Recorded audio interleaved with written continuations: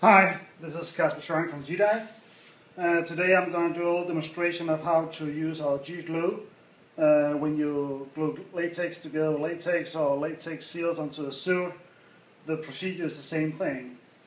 First thing I've done here is I have taken my seal, I've expanded it over a tool, it's actually a pot, and it's inside out. That means I'm actually gluing on the inside and not on the outside. If you need to glue on the outside, which is the more smooth surface, you need to pre-grind the surface with some sandpaper to open the material so be able to glue on it. But I'm going to use the inside, and I'm going to mount here a neck seal onto a hood with a flange so it can be used with a ring system. And I take the seal and put it on top here, and I make it go down to the strap I put on here. I use those metal ones because it's easy to work with, I can adjust them, and the glue doesn't stick to them. So then I mount it down to the edges here, and I put on another little strap here to hold it in place. And I'm just going to tighten up. Just have to make sure all the time that I have the seal all the way down. It likes to fall up again because it's elastic. And then I'll leave about ½ an inch for gluing. Tighten up. Then I fold the neck seal edge backwards all the way around, and it will stay up like a rubber band.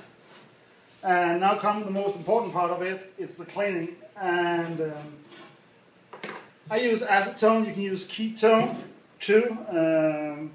Acetone is just for me a very easy material to work with. It cleans up good and it opens up the material. So I clean around all the way, and I use a lot of acetone for that. This way I will get all grease off, dirt, and I actually make the material adapted to the glue so it more easy goes on. Then I put on the glue, and normally I dilute the glue a little bit with like 5% acetone before, just to make it more fluid. And what I basically do is take my pot here and put the glue on. And the trick is to put on as thin a layer as possible. No thick spots on the glue. The thinner the better. The better it actually stick on afterwards. If you have like big lumps of glue, it will create a little bubble inside which is not strong and will actually cause the seal to fall off later on. So I go all the way around.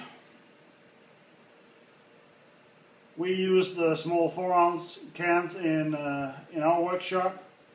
They're easy to use, and actually the glue lasts really long. I mean, like, I can do at least 20, if not 30 sets with one 4-ounce can. So it's really not the glue that is the expensive part, it's actually the time who's consuming here. As you can see, I try to put it on as fast as possible and get it out because it dries off really fast. So it's really a question of getting it on as fast as possible and make sure it doesn't make any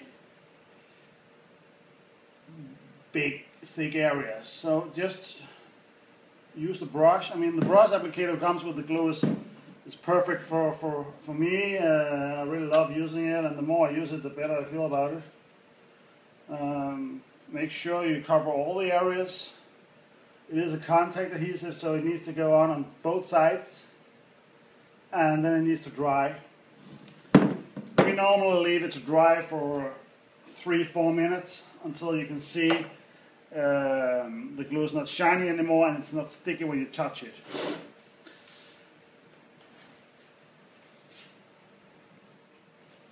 So now the glue has been drying for a while and I can touch it, it's not sticking to my fingers anymore.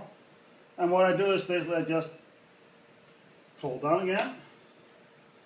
And now it needs to harden And for that reason I lose the top band here. And then I move it down so it's actually covering the gluing part, the edges, and then I tighten it up again.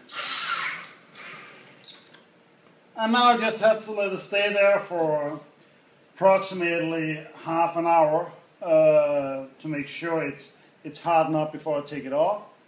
And then I will leave it in the warehouse for 24 hours before we ship it out, and it's good to go. I hope you understood it and enjoyed it, or if you have any questions, feel free to call us on our main number and just ask for me, Casper, and I'll be happy to help you.